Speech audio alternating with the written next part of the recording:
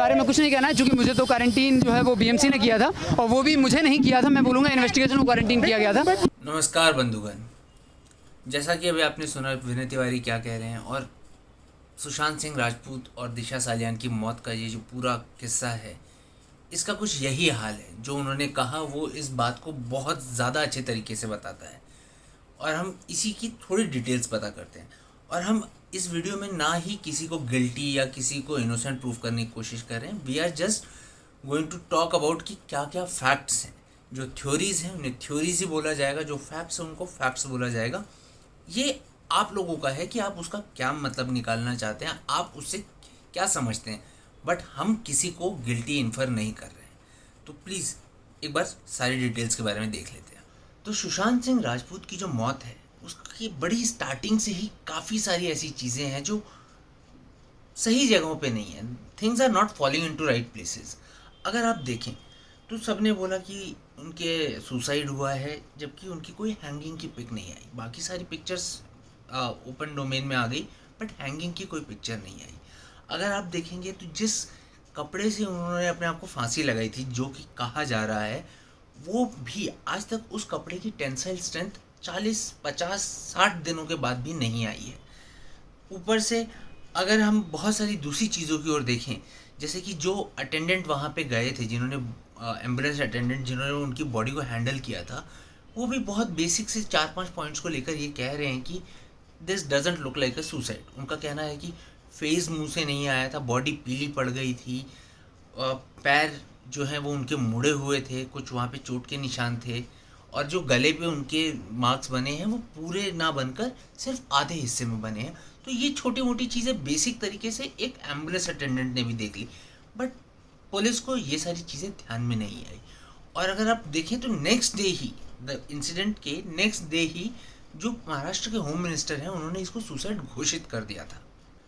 और अगर forensic team की बात की जाए तो फॉरेंसिक टीम ने भी इस चीज़ को अभी स्वीकारा है। उन्होंने अपनी सारी डिटेल्स जो मीडिया के साथ शेयर की हैं उसमें उन्होंने ये बात मानी है कि वो सुशांत सिंह राजपूत की मौत के 2 दिन बाद ही वहाँ पे जाकर उन्होंने फॉरेंसिक स्टडी की थी। 2 दिन तक उस पर्टिकुलर एरिया को बहुत कंटेमिनेट कर दिया जा चुका था, क्योंकि पुलिस के साथ सुशांत के रिलेटिव्स, फैमिली, दोस्त जो वहाँ हो सक रहा था वो आए थे, प्रेस के बहुत सारे लोग गए थे। तो जो सीन था, जो डेथ सीन था, वो काफ़ी कंटेमिनेटेड था। तो एक ट्रू स्टोरी को पिक्चराइज करना फॉरेंसिक वालों के लिए बड़ा मुश्किल हो जाता है।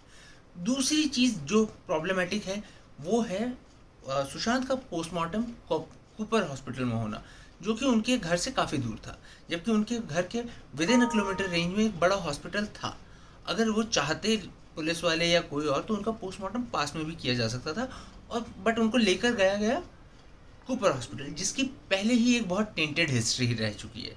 और सुशांत सिंह राजपूत की जो बिल्डिंग की फुटेजेस हैं, जो सिक्योरिटी फुटेजेस हैं, वो भी बोला जा रहा है कि वो फुटेजेस अवेलेबल नहीं है, जबकि जो वहाँ के सिक्योरिटी इंचार्ज हैं या जितने भी सिक्योरिटी रिलेटेड पर्सन हैं, उन लोगों का कहना है कि बिल्डिंग की फुटेज कभी भी मिसिंग नहीं हुई है, या फिर कोई ऐसा मोमेंट नहीं आया जब कैमरास काम नहीं कर रहे हो।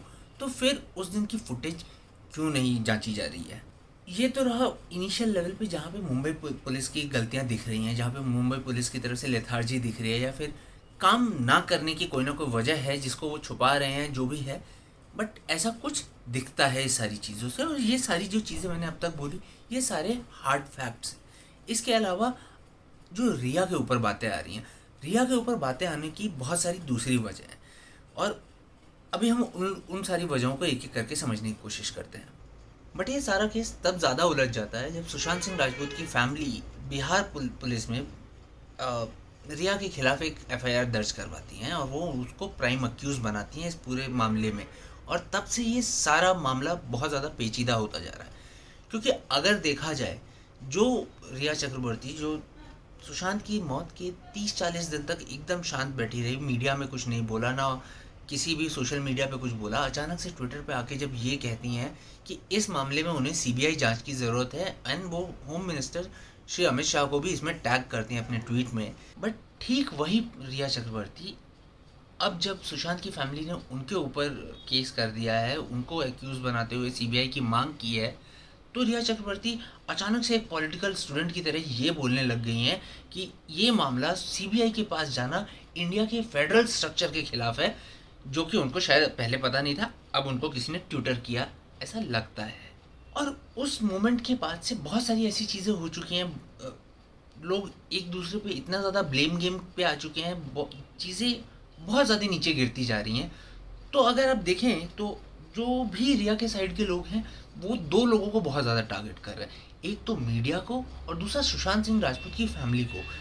बहुत सारे ऐसे अटेम्प्ट्स मारे गए हैं जिससे सुशांत की अपनी फैमिली के साथ जो रिलेशंस हैं उसी पे दाग लगाने की कोशिश किया जा रहा है, फादर सन के रिलेशन को टेंट किया जा रहा है। रिया की तरफ से ऐसे व्हाट्सएप मैसेजेस लीक किए गए हैं मीडिया में जिससे ये दिखाया जा रहा है कि जो सुशांत की बहन प्रियंका हैं वो बहुत मैनिपुलेटिव और ईविल काइंड ऑफ पर्सन है।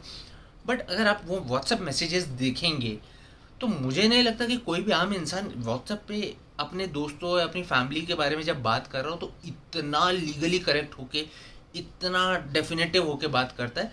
लैंग्वेज थोड़ी सी सस्पिशियस तो लगती है, आप खुद देख लीजिए। रही बात मीडिया ट्रायल की, तो मीडिया ट्रायल हो रहा है नो डाउट, बट ये मीडिया ट्रायल दोनों तरफ से हो रहा है। देयर आर सर्टेन चैनल्स जो रिया के सपोर्ट में फुल फ्लेजेडली इस तरीके से उतरे हुए हैं कि वो इलीगल चीज़ों को भी कर रहे हैं।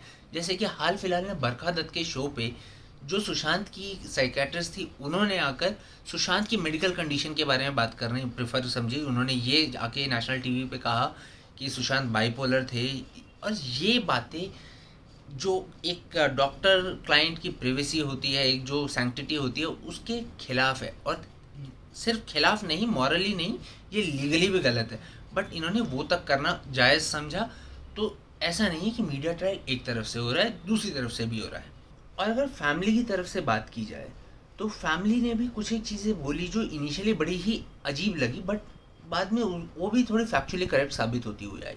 जैसे फैमिली ने कहा कि रिया चक्रवर्ती कुछ काला जादू करती थी, ब्लैक मैजिक की एक्टिविटीज़ में इन्वॉल्व थी, और इस चीज़ को जस्ट बिकॉज कोई कोराबोरेट नहीं कर सकता, कोई इसको मेरिट पे नहीं ले सकता। मैं भी इस चीज़ को लेके थोड़ा सा सस्पिशियस था कि यार ये फिर वही वाली बात हो जा रही है जो पहले बहुत सारे किस्से ऐसे सुने हैं और लोगों को इमेज को टेंट करने के लिए ऐसा बोला जाता है।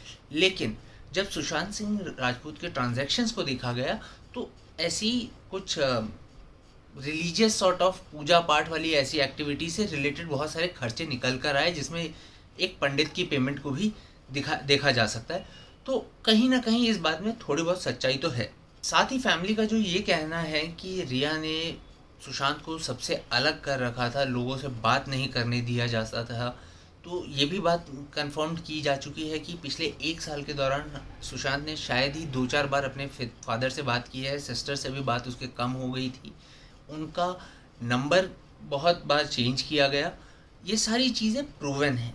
साथ ही ये भी प्रूवन है कि रिया के उनके लाइफ में आने के बाद से उनकी सारी जो स्टाफ था, जो सर्विस स्टाफ था, वो बदला गया।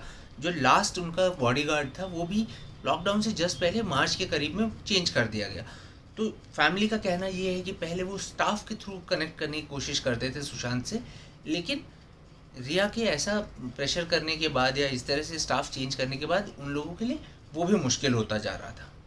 और सुशांत के फादर ने फेब में एक ऑनलाइन कंप्लेंट करनी चाहिए थी बांद्रा पुलिस स्टेशन में रिगार्डिंग कि उनके बेटे की जान को खतरा है एंड कुछ इश्यूज हैं उनके बेटे के साथ, बट उस कंप्लेंट को भी बांद्रा पुलिस स्टेशन के डीसीपी ने बिल्कुल नेगलेक्ट कर दिया और बाद में उनका ट्रांसफ़र हो गया, वो चेंज हो चुके हैं। और जो करंट डीसीपी हैं बांद्रा पुलिस स्टेशन के, वो भी सुशांत सिंह राजपूत की मौत के बाद से रिया चक्रवर्ती के कनेक्शन में थे, उनसे बात कर रहे थे, उनकी तरफ से, दोनों की तरफ से कॉल्स एक्सचेंज हुए हैं, मैसेजेस एक्सचेंज हुए हैं, जो कि थोड़ा सस्पिशियस बढ़ाता है। बिकॉज जब पुलिस से ये पूछा गया कि आप ये क्यों कर रहे हैं, आप क्यों उनसे बात कर रहे हैं, तो उनका कहना था कि ये हम जानकारी हासिल करने के लिए, हमारे इन्वेस्टिगेशन के लिए हम लोगों ने उनसे बात की, लेकिन कभी कोई एफआईआर तो दर्ज हुई नहीं थी। पुलिस तो सुशांत सिंह राजपूत के मर्डर को कंसिडर ही नहीं कर रही, वो तो सोच के बैठी है कि ये तो सुसाइड है। तो फिर किस चीज़ के इन्वेस्टिगेशन पुलिस कर रही थी, अभी तक उनको ये क्लियर नहीं है। बट जस्ट बिकॉज उनको ये बहाना देना है या ये डिफेंस देना है कि हम इन्वेस्टिगेशन के लिए बात कर रहे थे, तो उन्होंने बोल दिया, लेकिन किस चीज़ की इन्वेस्टिगेशन, इसका जवाब उनके पास नहीं है। इसके बाद इस पूरे केस में बिहार पुलिस की एंट्री होती है। बिहार से टीम मुंबई आती है इन्वेस्टिगेशन को प्रोसीड करने के लिए, और यहाँ पे उनको मुंबई पुलिस की तरफ से इतना अच्छा, इतना प्यारा ट्रीटमेंट मिलता है कि उसका तो क्या ही जवाब दे। जब मुंबई पुलिस उनको देखती है कि वो इन्वेस्टिगेशन करने की कोशिश कर रहे हैं, तो जिस तरीके से किसी गली के गुंडे के साथ बिहेव करती है वो पुलिस, इस तरीके से मुंबई पुलिस बिहार पुलिस के साथ बिहेव करती है। उनको बैठा के वैन में पता नहीं कहाँ ले जाती है। जब इससे भी इनका मन नहीं भरता, परेशान होकर बिहार से IPS officer SP Vinay Tiwari को भेजा जाता है। द मोमेंट वो मुंबई में लैंड करते हैं, उनको 14 दिन के लिए क्वारंटीन कर दिया जाता है, जबकि उनका काम उतने लंबे ड्यूरेशन का था नहीं। वो 2-3 दिन के लिए आए थे, उन्होंने ये बताया भी था, जो कि क्वारंटीन के नॉर्म्स के लिए ओके होता है। लेकिन इसके बावजूद उन्हें क्वारंटीन कर दिया जाता है कोविड का बहाना लेकर। तो जब एसपी विनय तिवारी को जब क्वारंटीन कर दिया गया, उसके बाद जब उन्होंने मीडिया में बात की, तब उन्होंने अपना ये आइकॉनिक डायलॉग मारा कि मुझे क्वारंटीन नहीं किया गया है, इस पूरी इन्वेस्टिगेशन को क्वारंटीन कर दिया गया है। और ये बात सच है, क्योंकि जब बिहार पुलिस ने इन्वेस्टिगेशन चालू किया और उन्हें लगा कि शायद से दिशा सालियान के मर्डर से इसका कुछ लिंक है, तो अचानक से दिशा सालियान की इन्वेस्टिगेशन की फाइल डिलीट हो जाती है। रिया के ऊपर जो इल्ज़ाम लगाए जाते हैं कि 15 करोड़ का गबन किया है, फ्रॉडुलेंट तरीके से उन्होंने सुशांत सिंह राजपूत से हासिल कर लिया है, उस नज़रिए में पुलिस बिल्कुल जांच नहीं कर रही होती है। जब अभी ईडी की इन्वेस्टिगेशन में बात पता की गई, तो 2.63 करोड़ का ट्रांसफ़र हुआ है, ये तो कोरैबोरेट कर दिया गया है। और ये जो अमाउंट है, इसको लेकर जो ट्रांजैक्शनल बातें हैं, उसमें चार्टर्ड अकाउंटेंट और रिया चक्रवर्ती की बातें मिसमैच हो रही हैं। तो बहुत सारे पेंच हैं इसमें, लेकिन उसके ऊपर मुंबई पुलिस ध्यान नहीं दे रही है। तो अगर अब हम फाइनली दिशा सालियान की डेथ को भी लेकर चलते हैं, तो उसमें भी बहुत सारी ऐसी चीज़ें हैं जो एडअप नहीं होती हैं। उनकी जो भी बॉडी थी वो कंपाउंड के अंदर, जो उनकी सोसाइटी कंपाउंड के अंदर नहीं मिली थी, वो कंपाउंड के बाहर गिरी थी। और उसके बाद जब उनकी बॉडी को वहाँ से ले जाया गया, तो वो पुलिस नहीं लेके गई थी, उससे पहले कार में उनको हॉस्पिटल पहुँचा दिया गया था। दिशा सालियान का भी पोस्टमार्टम जो था वो 2 दिन के बाद होता है, और उसमें भी मल्टीपल इंजरीज़ की बात की गई है, और भी बहुत सारी छोटी मोटी ऐसी चीज़ें हैं जिसको आप अगर देखें तो कहीं ना कहीं से रिलेटेड लगने लगती हैं। जैसे डेथ से पहले दिशा सालियान ने सुशांत सिंह राजपूत को कॉल किया था, और जब दिशा सालियान की डेथ की खबर सुशांत को मिली थी अगले दिन दोपहर के करीब में, तब से सुशांत सिंह राजपूत काफ़ी ट्रबल्ड थे, काफ़ी ज़्यादा पैनिक मोड में आ गए थे। और ऐसा उनकी बहन ने, जो उस समय उनके साथ घर पे मौजूद थी, उन्होंने इस बात को कंफर्म किया है। और जब दिशा सालियान ने अपना सुसाइड किया, आई मीन एलिजेड सुसाइड किया, उस टाइम पे उनके घर में एक पार्टी हो रही थी। पुलिस ने वहाँ पे पार्टी के जितने भी लोग थे, किसी से अब तक इन्वेस्टिगेशन या इंटेरोगेशन नहीं किया है। सब लोगों को क्यों वहाँ से जाने दिया गया? सिर्फ और सिर्फ उनके बॉयफ्रेंड रोहन और जो वहाँ पे सिक्योरिटी गार्ड थे, सिर्फ उनसे इंटेरोगेशन हुआ। बाकी लोगों के स्टेटमेंट क्यों नहीं लिए गए? और ये भी बोला जा रहा है कि बहुत सारे लोगों के ड्रंक स्टेटमेंट लिए गए, जब वो नशे की हालत में तब स्टेटमेंट लिए गए, और उसके बाद उनको एकदम फ्रीली छोड़ दिया गया है। तो अब तक तो हमने बहुत फैक्चुअल चीज़ों के बारे में बात की, जो कि दोनों ही केसेस की थी, चाहे वो सुशांत सिंह राजपूत की हो, चाहे दिशा सालियान की हो। लेकिन इसके अलावा ऑन अ डेली बेसिस कुछ ना कुछ नया निकल के आ रहा है। हाल फिलहाल में रिया चक्रवर्ती के CDR को, मतलब कॉल डिटेल्स रिकॉर्ड को जांचा गया, तो उसमें ये देखा गया कि वो पिछले 1 साल के दौरान सिद्धार्थ पिठानी से बहुत ज़्यादा कंटिन्यूस टच में थी। लेकिन 10th मई के बाद से जो हमारे नॉर्मल वॉइस कॉल्स होते हैं, वो नॉन एनक्रिप्टेड टाइप के होते हैं, उनको ईजिली इंटरसेप्ट किया जा सकता है। बट 10th मई के बाद से रिया चक्रवर्ती और सिद्धार्थ पिठानी ये दोनों कनेक्ट में थे, लेकिन इन लोगों ने अपना मोड ऑफ कम्युनिकेशन चेंज कर दिया। ऑल ऑफ ए सडन इन दोनों ने अपना मोड ऑफ कम्युनिकेशन एनक्रिप्टेड रखना चालू कर दिया, चाहे वो वॉइस कॉल्स हों, चाहे वो दूसरे टाइप की चीज़ें हों, बट एनक्रिप्टेड होने लगी।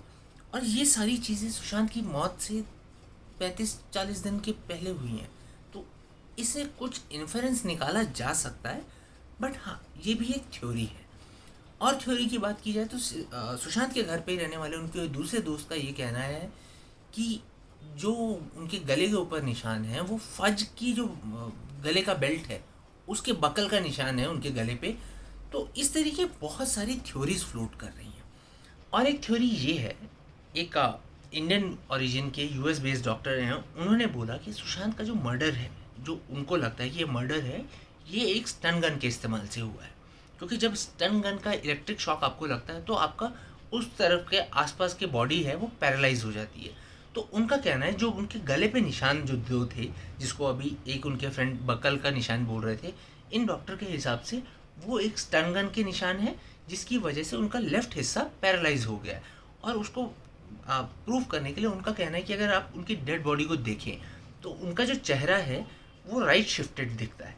राइट के चेहरे के अलग हाव भाव हैं, लेफ्ट के अलग हाव भाव हैं।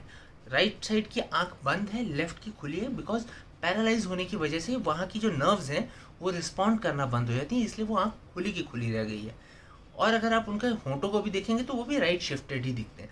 तो इस तरीके की वो थ्योरी बता रहे हैं। और उन्होंने ये भी कहा कि सेम ऐसा केस एक नेवी सील वाले के साथ अमेरिका में हुआ था, बट फॉरेंसिक वालों ने वहाँ पे जांच करके इसको पकड़ लिया था, जो असली कातिल थे उन्हें पकड़ लिया था। क्योंकि स्टन गन एक ऐसी चीज़ है जो हर किसी के पास नहीं होती है। तो उनका कहना है कि अगर चाहे तो पुलिस स्टन गन वाली थ्योरी को भी देखकर लोगों का पता लगा सकती है कि कौन स्टन गन ओन करता है, और इस पूरे किस्से की जांच की जा सकती है। सुशांत की मौत के केस में ये वीडियो बनाना बहुत मुश्किल था, बिकॉज दिन में हर 15 घंटे में, हर 10 घंटे में कुछ ना कुछ नए एविडेंस आते जा रहे हैं। और बाकी अगर हम बात करें तो जितनी भी इस बारे में बात कर रहे हैं, जितने भी लोग इस बारे में बात कर रहे हैं, वो हिस्सों में बात कर रहे हैं। कोई भी एक कंप्लीट पिक्चर को लेके बात नहीं कर रहा है। तो इसलिए मुझे लगा कि अब जब काफ़ी हद तक चीज़ें सामने आ चुकी हैं, अब बाकी की सारी चीज़ें मोस्टली अब जब सुप्रीम कोर्ट फाइनल डिसाइड कर लेगा कि सीबीआई के पास जाएगा या नहीं, और ईडी जो अपनी फाइंडिंग्स निकालेगी उसके बाद निकलेंगी। बट प्राइमा फेसाई और जितने भी बेसिक नॉलेज है, जितनी भी बेसिक चीज़ें ओपन मीडिया में है, उस सब को कोलैबोरेट करके मैंने आपके सामने सारी सच्चाई रख दी है। लेकिन इसमें चीज़ें भले इन्फर कर रही हूँ कि हाँ कोई दोषी है, बट हम उसे दोषी मान नहीं सकते जब तक वो चीज़ प्रूव ना हो। लेकिन हम बस इतनी उम्मीद ज़रूर कर सकते हैं कि जो भी इन्वेस्टिगेशन कर रहा है वो उसको पूरी तरीके से करे, सत्यता के साथ करे, पूरी ईमानदारी रखते हुए करे। और अभी इस मोमेंट पे वो होता हुआ नज़र नहीं आ रहा है। आई बिलीव बहुत सारी ऐसी चीज़ें मैंने इस वीडियो में कंप्लीट की हैं, या ऐसी चीज़ों को मेंशन किया है जो शायद बहुत लोगों को नहीं पता होंगी। और अगर आपको लगता है कि ये नॉलेज लोगों तक जानी चाहिए, लोग सही बातों के लिए क्वेश्चन करना चालू करें, तो प्लीज़ इस वीडियो को जितना हो सके उतने ज़्यादा लोगों के साथ शेयर कीजिए। एंड मेरा साथ देने के लिए हो सके तो इस वीडियो को लाइक कीजिए, एंड जितना ज़्यादा हो सके please subscribe to my channel. धन्यवाद।